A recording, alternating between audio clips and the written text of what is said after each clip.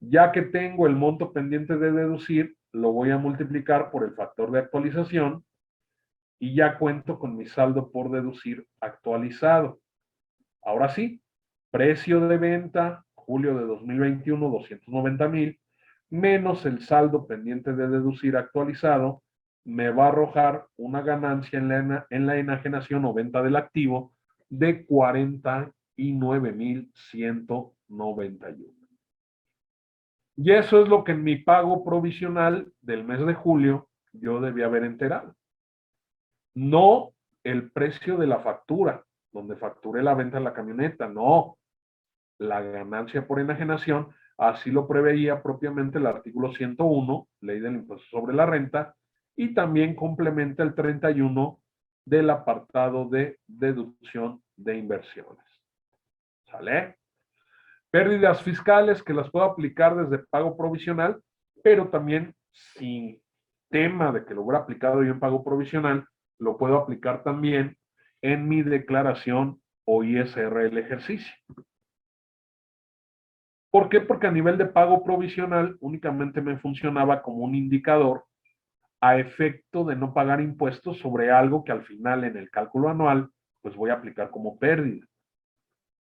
¿Cuándo me resulta una pérdida? Cuando a mí como contribuyente de este régimen en algún ejercicio anterior, 2020 o cualquier otro ejercicio anterior, resultara que mis deducciones y la PTU que yo hubiera pagado hubiera sido mayor a mis ingresos. Tendríamos un resultado negativo. Ahí se configura la pérdida fiscal. Esta pérdida fiscal yo la voy a poder aplicar hasta por los siguientes 10 ejercicios. Pero para su aplicación hay que reconocerle efectos de inflación. La pérdida fiscal se va a actualizar en dos momentos. El primero va a ser en el ejercicio en que ocurre la pérdida y el segundo momento va a ser en el ejercicio en que pretendo aplicar, es decir, aplicar esa pérdida fiscal. ¿Qué mes entre qué mes? Pues mira, la actualización inicial, la del ejercicio en el que ocurre, me dice que va a ser julio y diciembre. ¿Por qué? Porque me señala que se va a actualizar por el periodo que comprende desde el primer mes de la segunda mitad del ejercicio en el que ocurre la pérdida, el ejercicio en que haya ocurrido el año que tú quieras, pues si parto el ejercicio a la mitad, pues el primer mes del segundo semestre, pues es julio. Y el último mes del mismo ejercicio en que ocurre la pérdida, pues va a ser diciembre. Una vez que voy a empezar a aplicar la pérdida, ya sea en pago provisional o ya en el impuesto sobre la renta del ejercicio, en el ejercicio en que yo la vaya a aplicar, voy a actualizar desde la última vez que actualicé, que será esta primera actualización, diciembre del ejercicio en el que ocurrió, y la actualización me la voy a llevar hasta el último mes de la primera mitad del ejercicio en el cual voy a empezar a aplicar y aprovechar la pérdida. Sin importar en qué ejercicio la vayas a aplicar, puede ser 2021, 2022, 2023, recuerda que tienes 10 años, pues siempre me va a resultar que el último mes de la primera mitad del ejercicio en el que quieras aplicar la pérdida, pues va a ser junio. Y más o menos quedaría graficado de forma numérica de esta forma. Vamos a pensar que en la declaración anual 2020 manifiesta una pérdida de 38,200. Le hago su actualización inicial. ¿En qué ejercicio ocurrió en 2020? La actualización inicial, actualizo de julio 2020 a diciembre 2020. Obtengo mi factor de actualización y ahí está el monto actualizado de la pérdida. Ahora que ya la voy a aplicar en provisionales o en la anual de 2021, actualizo desde la última vez que actualicé, que fue diciembre de 2020, y hasta el último mes de la primera mitad del ejercicio 2021, que va a ser junio de 2021. Tengo un nuevo factor de actualización, lo aplico y ahora sí, ese será el monto que puedo aplicar tanto en pagos provisionales como en la declaración del ejercicio. Oiga, contador, todavía no tengo el índice nacional de precios al consumidor de junio. Bueno, aplícala a nivel de pago provisional con esa primera actualización inicial. Ya cuando cuentes con el monto, más bien con el valor del índice nacional de precios al consumidor de junio, pues ya lo actualizas. Al final del día, aunque tengas pérdida, pues únicamente la podrás aplicar, así tengas un monto importante, pues hasta por el valor de la utilidad fiscal. No podrás aplicarle un adicional como para generar pérdida de la pérdida. ¿Ok? Y bueno, nuevamente les traigo aquí a colación lo que es la mecánica de cálculo del impuesto, que ya dijimos que para cualquier capítulo, para cualquier tipo de régimen que esté contemplado en el artículo 152 en cuanto a la mecánica, pues va a ser lo mismito, ¿no? Suma de ingresos, le quito deducciones personales, le quito estímulos, si fuera el caso, y a mi base gravable le aplico la tarifa, nada más que ahora va a ser la anual.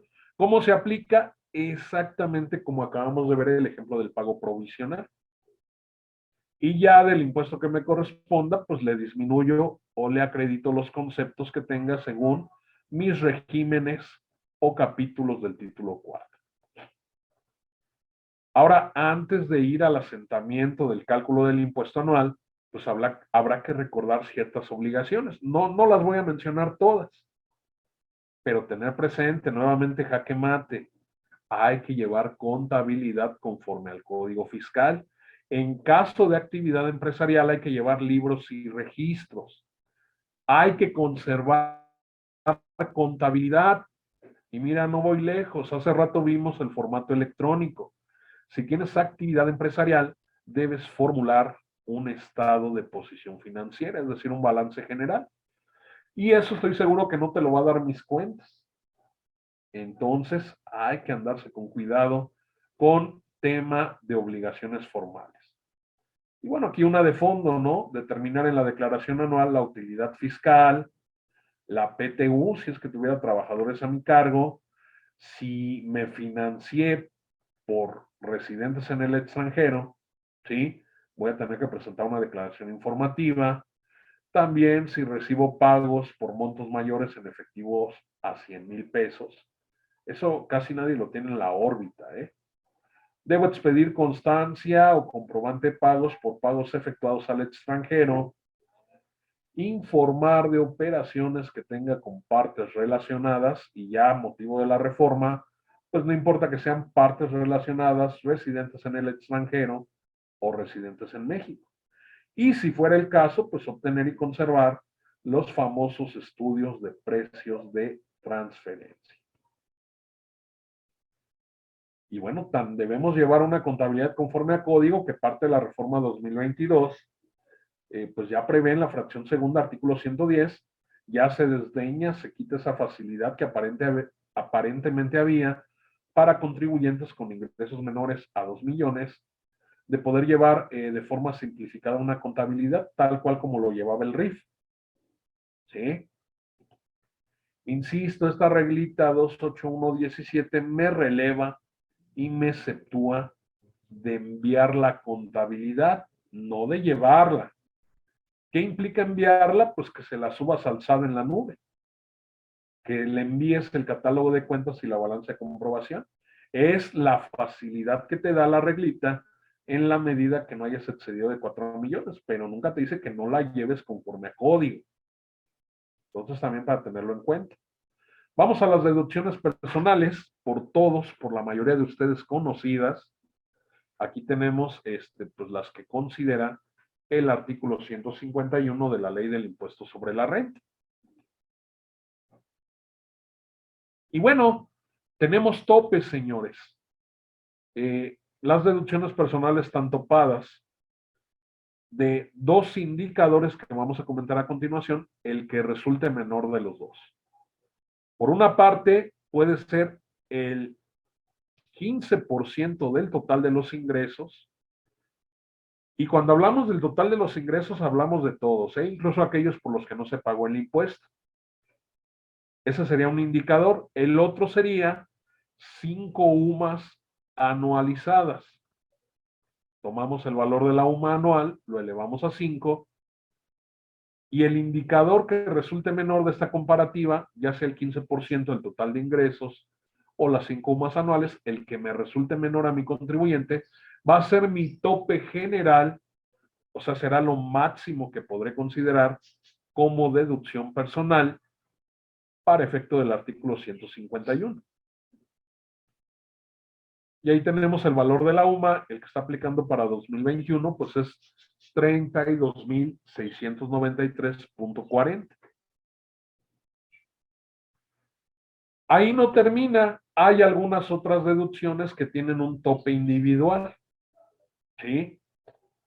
Como el caso de los donativos, el caso de aportaciones complementarias de retiro o planes personales de retiro. Y bueno, también tenemos los gastos funerarios, que independientemente del monto que yo erogue por este concepto, pues lo máximo que podré deducir pues son 32,693.40, el equivalente a una UMA anual. Y aún así le va a seguir aplicando en conjunto con las demás deducciones el tope general de las 5 UMAs anuales o el 15% del total de ingresos. Ahora, una duda que resulta muy frecuente. Preguntan, oiga, ¿y los planes de previsión funeraria son deducibles?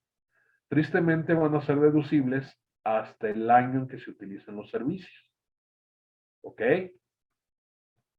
Hay una deducción personal que luego casi nadie voltea a ver, que son gastos médicos por incapacidad y discapacidad. ¿Cuál es pues vamos a decirlo, la nobleza de este tipo de deducción? Pues que no le aplica ningún tope, ni tope general ni tope individual. Sin embargo, hay que cumplir requisitos. La motricidad de la persona, el grado de discapacidad, pues debe ser superior a un 50% de la capacidad de una persona normal. Para ello, pues se debe contar con un certificado o una constancia que haya emitido alguna institución pública de salud. ¿Vale? Y bueno, también para mayor reconocimiento, para que lo tengan ahí a la mano de cabecera y como parte del material, pues tenemos esta mini matriz de lo que son las deducciones personales del artículo 151. Primer columna, el tipo de deducción, que va a ser cada una de las fracciones de este artículo 151. El beneficiario, van a ver que en algunos casos, pues los gastos únicamente se identifican con el propio contribuyente, y habrá algunos otros donde puedo beneficiar a terceros y considerarlo deducción personal mía. Tal es el caso de honorarios médicos, gastos funerarios, que puedo contemplar a terceros, ¿no? Esposa, concubina, ascendientes y descendientes en línea recta, padres, abuelos, hijos, nietos, etcétera. Pero bueno, está condicionado, ¿no? En este caso, pues cuando sea un beneficiario distinto a mí, ese tercero no debió haber percibido en el año ingresos por una cantidad que superara a una UMA elevada al año. O sea, ellos no debieron obtener ingresos en una cantidad mayor a 32,693. ¿Sale? Y bueno, medios de pago. Hay que pagar con medios distintos al efectivo. Contrariamente a lo que se pudiera pensar, pues dentro del artículo 151 solo está previsto para gastos médicos y para gastos de transporte escolar. Fuera de eso, pues van a ver que las demás deducciones, la fracción que corresponde al artículo 151 no precisa como tal, pues que se deba pagar con un medio distinto al efectivo. Sin embargo, aquí la sugerencia o la recomendación sería, mira, si puedes pagar con medios distintos al efectivo, mejor. Nos quitamos de líos, ¿no? Más allá de que la autoridad incluso pudiera a propósito hacer una interpretación errónea del artículo 151. ¿Sale? También tengo una columna que me va a identificar cuál va a ser el tope individual, si es que hay un individual, y si no, ya sea que tenga tope individual o no, el general le va a aplicar a todo, ¿eh? Y bueno, eso por lo que hace a las deducciones personales del artículo 151. Tenemos otros conceptos que se pueden deducir, ¿sí? Y que se pueden identificar como gastos médicos, pero también hacen atención al numeral 151 de la ley de ISR. En principio, pues pareciera que gastos médicos no tienen un tope individual. Sin embargo, de acuerdo al reglamento de la ley del impuesto sobre la renta, artículo 264, pues específicamente tratándose de lentes ópticos graduados, pues sí tenemos un monto, ¿no? Un monto tope que son 2.500 y que además se deberá cumplir con requisitos adicionales, como características de los lentes o en su caso el diagnóstico del oftalmólogo u optometrista. Continuamos. Terminamos con deducciones personales. Vamos a ver otros conceptos que dentro de la aritmética del cálculo pues tienen el mismo efecto, disminuir la base gravable, pero que ya no se consideran deducción personal del artículo 151. En este caso, en un apartado de estímulos fiscales, dentro de la ley de ISR, artículo 185, tenemos depósitos a cuentas personales especiales para el ahorro que tengan como base un plan de seguro de pensiones. Y aquí no obedece a ninguno de los límites que hemos revisado, tiene sus propios límites. En este caso, el monto máximo a disminuir o a deducir en la declaración del ejercicio será 152,000. Y tenemos este otro, ¿no? Que también es un estímulo, la deducción de colegiaturas, no forma parte del texto normativo del artículo 151. Es un decreto que data más o menos de 2008, que se ratifica por última vez en diciembre de 2013. Y que bueno, aquí sí, si tengo muchos chukis, muchos hijos, pues yo voy a poder aplicar, dependiendo del número de hijos o beneficiarios, hasta ese monto tope de deducción, dependiendo el tipo de nivel educativo. ¿Ok? Le hicimos aquí su minimatriz, ¿no? Tipo de deducción, colegiaturas. No incluye inscripción, no incluye reinscripción, nada que materiales, útiles, uniforme, únicamente la mensualidad, es decir, la pura colegiatura. Los beneficiarios puedo ser yo, si me quedé trunco en alguno de los grados contemplados de nivel educativo, en todo caso, terceros, ¿no? Incluido mi esposa, concubina o ascendientes o descendientes. Misma condición que prevé el artículo 151 para ciertas deducciones, ¿no? Está condicionado a que los terceros que se beneficien de esta deducción, más bien de este gasto que yo voy a aprovechar como deducción personal, pues que no hayan percibido durante el año ingresos mayores a una UMA anual, es decir, 32,693,40. ¿Vale? Aquí también sí me precisa en el decreto de estímulo de colegiaturas que debo pagar con medios distintos al efectivo. Tope individual, pues no tiene un tope genérico, pero sí individual dependiendo del nivel educativo del alumno. Y bueno, aquí ya tenemos la cédula de todo el año. Aquí ya está el cálculo de los pagos provisionales de cada año, ya sea porque disminuyeron los ingresos, aumentaron deducciones, o también me hayan dado una ayudadita y las retenciones que me efectuaron la persona moral o las personas morales que me pagaron honorarios, pues nótese que solo me dio impuesto a pagar en enero y en febrero. De marzo hacia adelante, y así nos fuimos hasta diciembre, ya no hubo impuesto a pagar en declaración mensual de carácter provisional.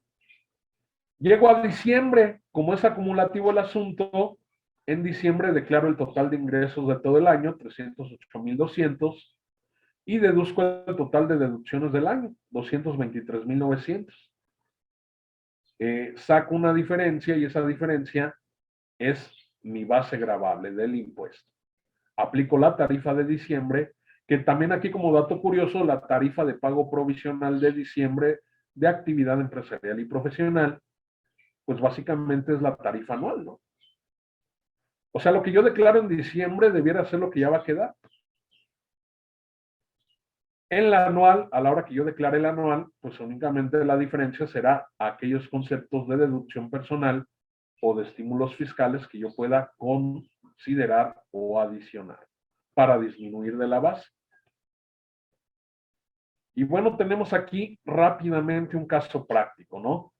Sin embargo, pues van a dar las 8 de la noche, todavía nos queda una hora y un pedacito más para recuperar los 15 minutos de receso, para poder revisar algunos otros regímenes, algunos casos prácticos, Sin embargo, pues vamos a ir a un anuncio, a un intermedio, algunos pocos minutitos con nuestros amigos de Induxoft. Así que pues le concedo, dejo de compartir y abrimos la pantalla para que puedan ahí compartirnos la información que nos quieren dar a conocer y en un momento continuamos con la ponencia. Gracias.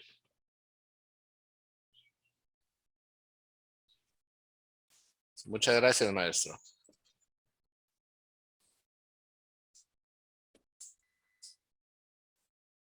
El mundo ha cambiado.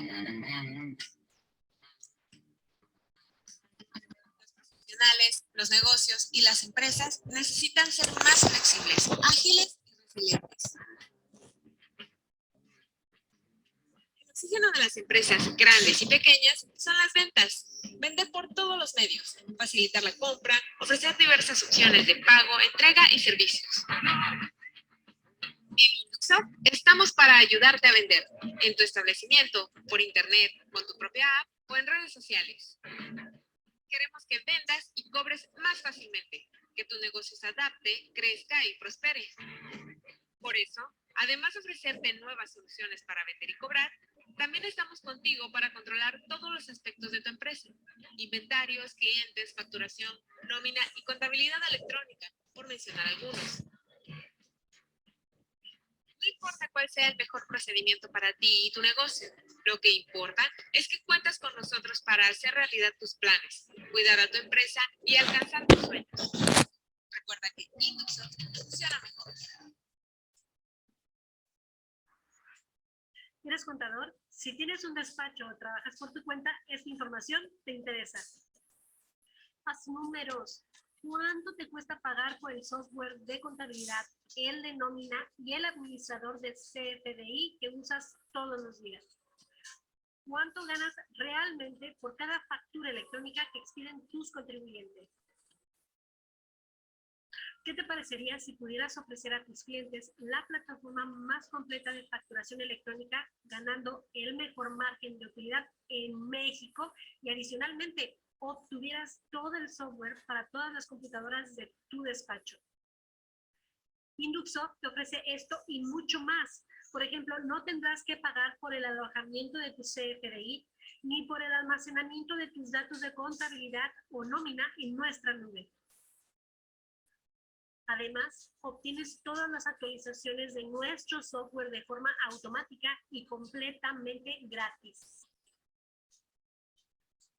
También contarás con el portal Cuenta Maestra, que es nuestra plataforma exclusiva para distribuidores con funciones de CRM, desde donde controlas tus clientes, licencias, timbres, servicios y otros activos digitales. Todas estas herramientas con el respaldo de nuestro equipo de soporte técnico, quienes te resolverán dudas y realizarán la instalación y configuración del software en tus equipos sin ningún costo. Nuestro apoyo para cerrar tus primeras ventas, capacitación y atención a cualquier incidencia de tus clientes. Afíliate como distribuidor de Induxoft ahora mismo. Cero inversión, mínimos requisitos y enormes posibilidades.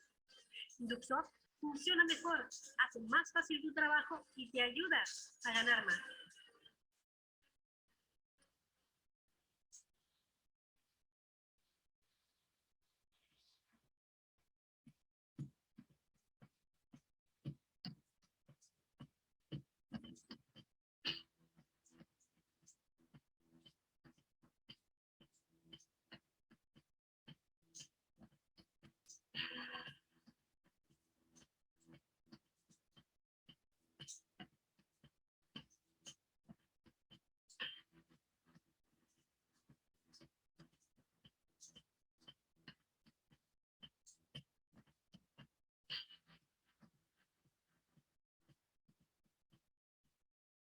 Induxoft ofrece la plataforma más completa de soluciones para facturación electrónica, punto de venta, contabilidad y administración.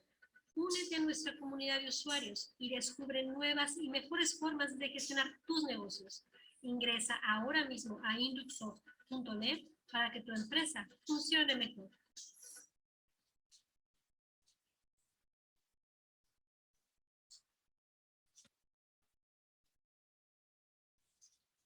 Bien, pues vamos a continuar con nuestra ponencia. Gracias a nuestros amigos que pues están quedando prácticamente a la curva final del evento. Con esta información que créanme, este curso tiene un valor. Ahí mismo Indutsoft en la invitación nos decía más o menos el valor del curso y a veces, muy pocas veces se aprovecha el tema, ¿no? Dicen que a veces lo que se da gratis pues no se valora y agradezco a aquella gente que desde el inicio, que ya ha iniciado el curso, se incorporó y que ha permanecido. Rápidamente vamos a voltear a ver un cálculo, un papel de trabajo del impuesto del ejercicio de actividad empresarial y profesional.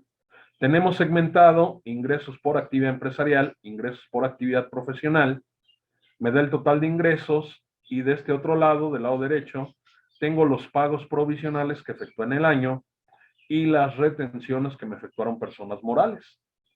Deducciones personales, tengo ahí gastos médicos e intereses reales por créditos hipotecarios, que en algunos casos, a algunos contribuyentes este año les salió muy castigado el tema por el asunto de la inflación y pudiera ser que les resultó una cantidad menor a la que habitualmente más o menos venían considerando de intereses reales. ¿Sale? ¿Qué es lo primero que vamos a hacer? Aquí a propósito no lo pusimos en la lámina porque quisiera que me ayuden. Mi gran total de ingresos, asumiendo que por este capítulo no tuvimos exentos, es 308,200. Por favor, con su teléfono, dispositivo móvil, hoja de cálculo, me podrían apoyar indicándome cuánto es el 15% de 308,200. Contador, ¿y eso para qué? Pues para calcular los dos indicadores y ver si nuestras deducciones personales proceden al 100 o si van a tener un tope. Así que no se amontonen, ayúdenme por favor. El 15% de 308,200, ¿qué monto les da? Por favor, si nos pudieran ahí apoyar. 46,230. Ok, lo voy a escribir aquí en el chat. Ya lo escribió Héctor también, gracias. Perfecto, ya tenemos el 15% del total de ingresos. Ahora vamos a anualizar 5 UMAS anuales. A elevar a 5, perdón. 5 UMAS anuales las vamos a elevar a 5. La UMA anual la vamos a elevar a 5. ¿Cuál es el valor de la UMA anual? Ojo, 32,693,40. Esa cantidad la vamos a multiplicar por 5, así como se las acabo de poner en el chat. ¿Quién me hace favor de apoyarme? Multiplicando 32,693,40 por 5. Gracias, Rocío. Ya nos comenta ahí. 163,467. También Héctor Alfredo. De los dos indicadores, gracias, Bruno. ¿Cuál es el menor? ¿Las 5 UMAS o el 15% de ingresos? Invariablemente el menor será el 15% de ingresos. ¿Sale? Así que mi tope de deducciones personales va a ser 46,230. ¿Pero qué creen? Que mis deducciones personales ni siquiera arañan ese monto. Eso significa que el gran total que tengo aquí de 43,000, pues va a ser deducible al 100% sin tener que considerar algún límite o tope. Pues ya, únicamente procedo. Lo único que voy a hacer, asumiendo que solo tenía esta actividad empresarial y profesional, pues va a ser aplicar la tarifa del ejercicio. Oiga, contador, ¿por qué sobre 84,300? Porque acuérdate que no es sobre el total de ingreso bruto, es sobre la utilidad fiscal o utilidad gravable.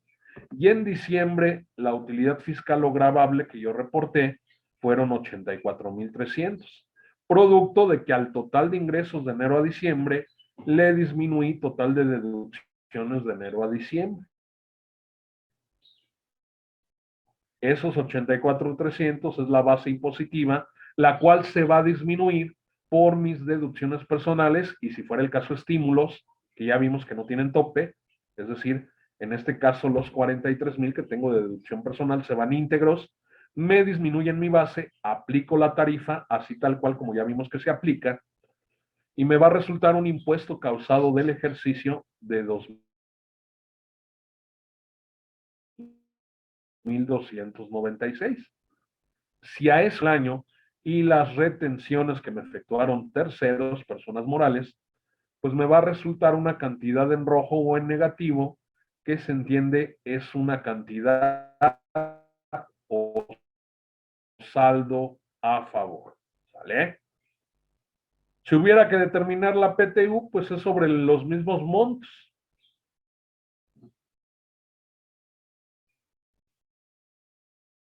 Si hubiera que determinar PTU es sobre los mismos montos, los mismos ingresos acumulables, menos las deducciones autorizadas, y en su caso nada más aquí sí podré disminuir aquella nómina que fue no deducible. Aquí sí la puedo disminuir y aplico la tasa del 10% y ahí está el monto a repartir de PTU. Ya nada más para cerrar el tema y aprovechando que vamos de pasada, estas cantidades no tienen que ver con el cálculo de PTU anterior. Esto ya es por separado, es otro ejemplo. Recordemos que hubo una reforma laboral en 2021, producto de adecuar y sobreregular la subcontratación laboral. Uno de los efectos colaterales, pues, fue esta adecuación del artículo 127, al cual se le incorpora una fracción octava. Estamos hablando Ley Federal del Trabajo. Nada más para hacer la aclaración. Ahí ustedes ya lo masticarán con más calma o revisarán directamente el fundamento legal. No me está diciendo la nueva forma en que le voy a calcular la PTU al trabajador. Eso, el cómo determinar de lo que ya determinamos en la anual de PTU a repartir y el cómo lo voy a repartir al trabajador, pues será sobre la misma base. Le tendré que hacer su proyecto individual de PTU a cada trabajador, o en este caso lo tendrá que realizar la comisión mixta de PTU, pero sobre las bases del artículo 123 y 124 de la Ley Federal del Trabajo. El 127 lo que me pone es un techo, un tope o un límite. No cómo calcularlo. Por eso te puse de ejemplo dos trabajadores, el trabajador A y el trabajador B. De acuerdo a su proyecto que le realiza la comisión, al trabajador A le corresponde en el año pagaderos 25,000 pesos de PTU y al trabajador B le corresponden 28,000. Aunque la comisión ya realizó el proyecto individual de cada trabajador, pues ahora como un procedimiento adicional tiene que voltear a ver los topes. ¿Cuál es ese nuevo límite o tope que prevé la Ley Federal del Trabajo? Pues una de dos: 3 meses de salario del trabajador o el promedio de los últimos montos de PTU recibido en los últimos 3 años. ¿Cuál voy a considerar, contador? Pues el que más beneficia al trabajador, haciendo eco del propio artículo 18 de la Ley Federal del Trabajo. La fracción octava me dice que voy a optar por el tope que le sea más conveniente al trabajador. En el caso del trabajador A, pues invariablemente le conviene más los 3 meses de salario, porque queda topado más arriba, ¿no? Quedan 24,000. Y el trabajador B, pues el que le va a convenir es el promedio de PTU de los últimos 3 años. Aquí, ¿cuál va a ser el tema? Que el trabajador A, pues aunque de origen le tocaban 25,000, pues va a quedar rasurado por 1,000 pesos, únicamente se podrá llevar 24. Y el trabajador B, que originalmente su proyecto individual le arrojó 28, pues como su límite mayor son 42, pues él sí se va a llevar los 28,000 de su proyecto individualizado. Entonces, nada más aprovechando y de pasadita el camino, pues ahí como parte del brevario cultural. Vamos a tema de plataformas. Es idéntico. Tratamiento de actividad empresarial y profesional. Mismas deducciones, ¿sí? Ingresos efectivamente cobrados. Si lo tenía en conjunto con actividad empresarial o honorarios, pues lo debía estar declarando mes con mes dentro de declaraciones y pagos en el apartado de actividad empresarial y profesional. Ahora bien, esta sección tercera no me señala cómo calcular una utilidad fiscal o gravable. Tampoco me refiere ni al artículo 152, que es el que me habla del esquemita de la declaración anual, ni mucho menos me señala pues una mecánica distintiva para calcular el impuesto del ejercicio. Tampoco vamos a encontrar un listado de deducciones autorizadas.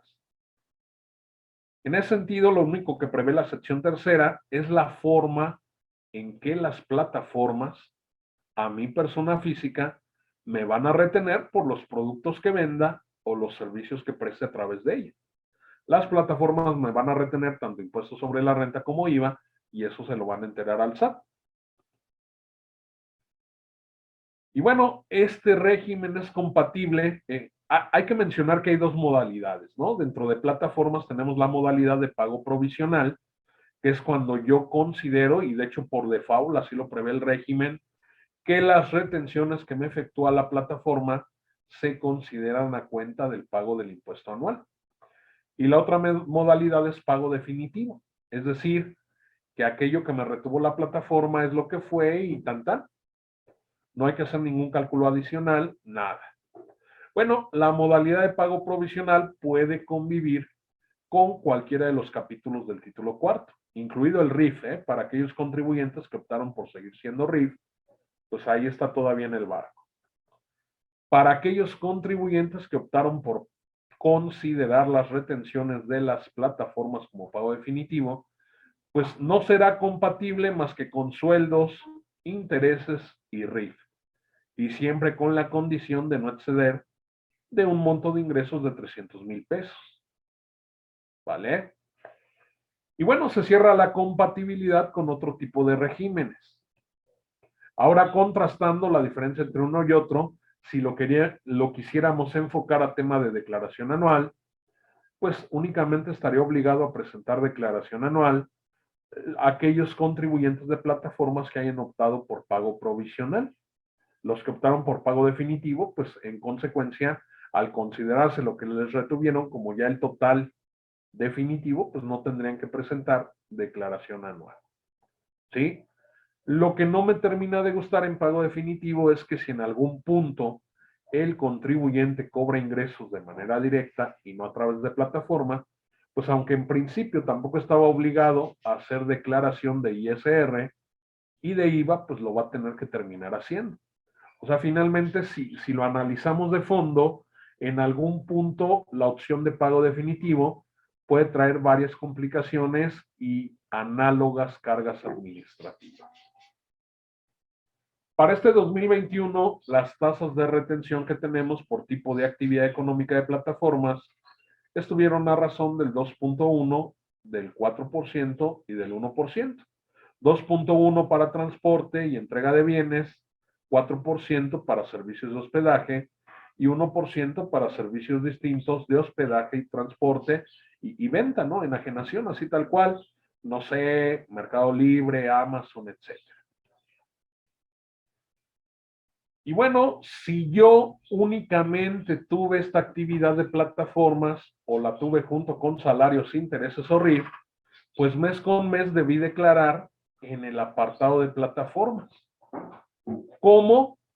Pues de esta manera, ¿no? Impuesto sobre la renta, pensando que yo opté por pago provisional y no definitivo, pues tendría que haber sido coincidente lo que yo declaraba con lo que me retenía la plataforma y quedábamos ceros, ¿no?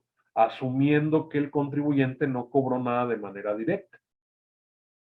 Entonces ahí, nótese que pusimos el mismo importe en los tres tipos de actividad económica, pues únicamente para dramatizar un poquito el efecto y ver cuánto le corresponde de porcentaje de retención a cada actividad.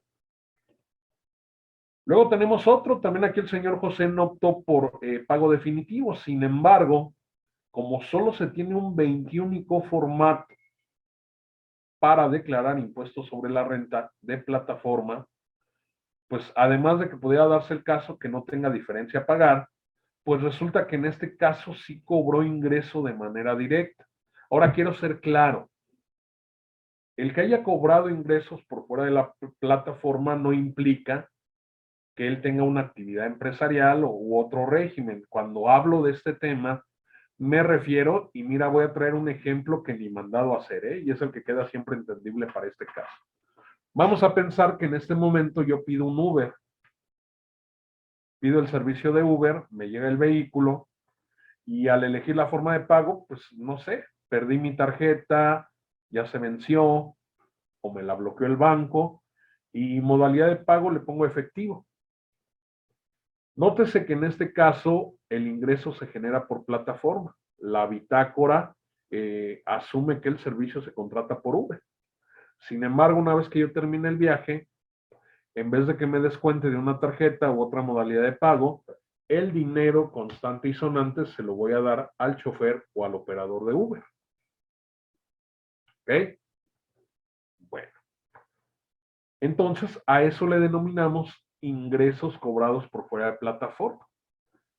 Solo prevé un supuesto penúltimo, el último párrafo del artículo 113A.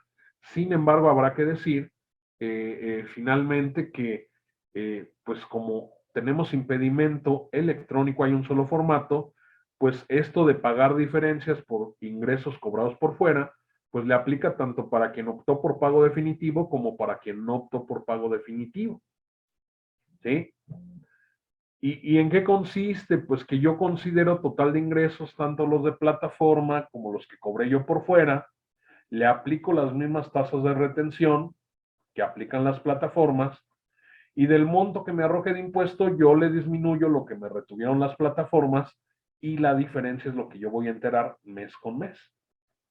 Si no hubiera cobrado yo nada por fuera, pues implicaría que no habría diferencias. Contadores, que a mí no me coincide, es que la plataforma dice otra cosa y la constancia, ok, hay diversas situaciones, ¿no? No es tema del curso de hoy, pero así rápido te lo paso al costo. No conoces bien el modelo de negocio, o asumes o malinterpretas que lo que te dispersan es tu ingreso, cuando el ingreso se obtuvo en la plataforma y ya desde la plataforma le descontó a lo mejor la comisión, el servicio, ya te retuvo ISR, ya te retuvo IVA.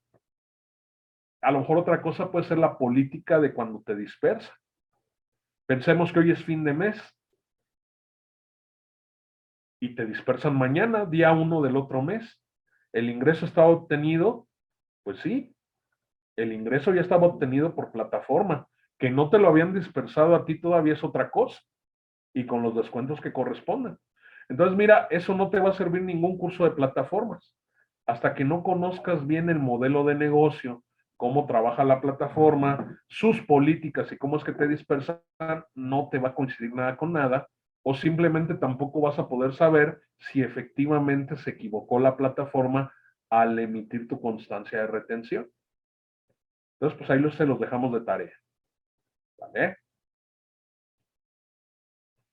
Y bueno, si yo no tuviera actividad empresarial y profesional o ingresos distintos de salarios, intereses o RIF, yo tendría en este caso que declarar en el apartado del formato electrónico de plataformas, que como pueden ver, pues es una calca del de actividad empresarial y profesional. Y mira si vas a poder deducir deducciones autorizadas, y mira si vas a poder considerar deducciones personales. ¿Ok? Bien. Vamos a sueldos y salarios. Capítulo 1. Ahorita estuvimos en el capítulo 2, sección primera, actividad empresarial y profesional, sección tercera, plataformas. Vamos al capítulo 1, salarios. Para la ley de ISR, salarios implica más que solo salarios, ¿eh? No se meten líos. Cualquier prestación que derive de una relación laboral, la PTU, que ya vimos que no es prestación, constitucionalmente pues es un derecho, y sin embargo el ISR, la ley de impuestos sobre la renta, le da el tratamiento de salario. Pagos por separación, pues cualquier tipo de pago que pretenda dar por terminada la relación laboral, pues en este caso se va a considerar sí o sí ingreso por salario. Llámese indemnización, liquidación laboral, llámese plan privado de pensiones de la empresa, jubilación, etcétera. Y bueno, incluso hay otros colados, ¿no? Los conceptos asimilados a salarios. Bajo esa tesitura vamos a tener ingresos no objeto. Así como en disposiciones generales veíamos que ciertos ingresos la ley no los considera ingreso como tal, para efecto de salarios el artículo 94 me dice que servicios de comedor y comida proporcionados a trabajadores no se van a considerar ingresos para efecto de esta ley. Ni siquiera ingreso en servicios. Del mismo modo que pudiera ser más lógico, menormente cuestionable, pues aquellas herramientas o bienes que el patrón proporciona al trabajador, pues para poder prestar su servicio, ¿no? Entonces, eso, aunque pudiera parecer o configurar un ingreso, pues el propio artículo 94 señala que no se consideran ingresos, ni siquiera ingresos en servicios. El artículo 93, y ya lo volvimos a evocar, quizá este es uno de los capítulo de salarios, que tiene mayor riqueza a nivel de conceptos exentos, es decir, ingresos que la ley reconoce como tal, sí son ingresos, pero que son ingresos por los cuales no deberás pagar ISR. Y ahí tenemos todo un listado. De lo más recurrente, pues tenemos las gratificaciones o aguinaldo, prima vacacional, PTU y prima dominical. En un contexto donde muchos patrones pues ya únicamente dan lo mínimo que prevé la Ley Federal del Trabajo, pues pareciera que por excelencia pues se aplica esta fracción 14ª del artículo 93. Ahora, empezamos el curso hablando de las personas físicas en lo general y que estando atentos a lo que prevé el artículo 150 y su umbral de 500,000, o a los conceptos del artículo 90 y su umbral de 600,000, eso aplicaba en general para cualquier tipo de persona física. Ya específicamente para salarios, aunque no se descarta que un asalariado pudiera estar en los supuestos del artículo 150 o del 90, específicamente el artículo 98 en diversos incisos señala en qué casos está obligado a presentar declaración anual. Y ahí los tenemos. Cabe mencionar, sería importante señalar que el único concepto que el patrón pudiera tener conocimiento de que él no queda obligado de hacer el cálculo anual del trabajador, pues es cuando los ingresos por salarios exceden de 400,000. Pero fuera de eso, pues el patrón no va a adivinar si a lo mejor el trabajador tiene otro tipo de ingresos, si vende por plataformas, tiene un local en arrendamiento, o si quiere aprovechar deducciones personales, ¿sí? Si tiene otro patrón de forma simultánea, si tiene ingresos con fuente de riqueza en el extranjero que se identifiquen como salarios. Entonces, ante todo lo demás, a excepción de los 400,000, pues se entiende que el trabajador tendrá que dar aviso al patrón de que él se va a hacer cargo de su declaración anual. Del mismo modo, si dejó de prestar servicios, ya sea porque lo corrieron o porque él decidió retirarse de la empresa, y esto fue antes del 31 de diciembre, pues tendrá también el trabajador la obligación de presentar su declaración anual. De ahí vamos a brincar del 98, nos vamos a ir al artículo 150, porque aquí vemos una facilidad para el capítulo de salarios. Aquí me dice que si yo tengo ingresos por salarios e ingresos por intereses, y la suma de ambos no excede de 400,000, nótese que aquí se actualiza el primer supuesto. Si me regreso a la lámina anterior, pues por sí mismo los intereses ya son ingresos acumulables distintos a salarios. Entonces, en principio, pues estaría obligado, ¿no? Pero el artículo 150 me dice que si la suma de estos dos conceptos no excede de 400,000, tengo la opción de no presentar mi declaración anual. Hay una condicionante. Me dice que los ingresos por concepto de intereses reales, ojo, no dice nominales, dice reales. O sea, el interés que haya excedido al valor de la inflación no debe exceder de 100,000, y quien me haya pagado intereses me debió haber hecho la retención que prevé el apartado correspondiente. Vamos a otra. El trabajador se retiró o lo retiraron de la empresa antes del 31 de diciembre. Ese es otro supuesto del artículo 98. Aquí ya lo que volteamos a ver es el reglamento de la Ley de Impuestos sobre la Renta. Me dice que siempre que los salarios provengan de un patrón en México, y que como tal, pues no hayan derivado de dos patrones de forma simultánea y que estos no excedieran de 400,000, pues también puedo no presentar la declaración anual. Y tenemos esta otra, ingresos por salarios, un solo patrón o empleador me haya emitido mis CFDIs de nómina y otra vez vuelvo a tener ingresos por intereses. Sin embargo, aquí el reflector da hacia la figura del interés nominal, ya no me habla de intereses reales. Esta opción de no presentarlo me lo da como tal la regla de resolución miscelánea fiscal 3.17.11. Entonces, si actualizo estos supuestos, teniendo intereses y salarios, pero con estas condicionantes, pues no estaré obligado a presentar la declaración. Solo que hay letras chiquitas y luego casi nadie las ve. La principal condicionante es que no exista impuesto sobre la renta a cargo. Lo cual, estimados, pues implica que debe haber un cálculo previo, mínimo un papel de trabajo o una cédula de Excel, donde tú como tal pues ya hayas verificado que efectivamente no tienes impuesto a cargo. Y eso es lo que a muchos se les va de largo, luego no lo toman en cuenta. Esta facilidad no aplica cuando haya habido pagos por separación, pensiones, liquidaciones, etcétera, o cuando, de acuerdo al artículo 90, que lo revisamos al inicio de la sesión, esté obligado a informar sobre préstamos, donativos y premios. ¿Sale? ¿Vieron cómo pasamos a actividad empresarial y ya todo así de voladón ping-pong? Así muy, muy breve, muy sencillo. Vamos a arrendamiento, capítulo 3, título 4. Aquí en este capítulo van a tributar a aquellas personas físicas que otorguen el uso o goce temporal de bienes inmuebles. ¿Ok? O que bajo cualquier otro nombre o figura de fondo se trate efectivamente de algún modo entregar el uso o goce temporal de este tipo de bienes. ¿Sí? Incluso contempla la figura del subarrendamiento y, de ser el caso, pues rendimientos de certificados de participación inmobiliaria. ¿En qué momento reconozco ingresos y deducciones? Pues miren, de primero el artículo 114 me daba como el tamafá, ¿no?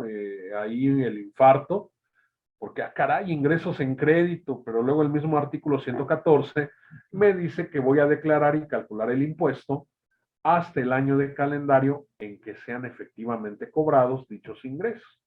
O sea, propiamente ingreso efectivamente cobrado. Me salgo del capítulo 3, me voy a un capítulo especial de deducciones autorizadas, que básicamente hace alusión al régimen de enajenación y de arrendamiento, y me señala en el caso de deducciones de arrendamiento que estas debieron haber sido efectivamente erogadas en el ejercicio. Esto es, efectivamente pagadas. ¿Sale? Deducciones autorizadas, ¿cuáles? No son las de actividad empresarial y profesional, no son tampoco las del artículo 25 de personas morales. El artículo 115 específicamente me dice qué tipo de conceptos voy a poder deducir para efectos de el capítulo de arrendamiento.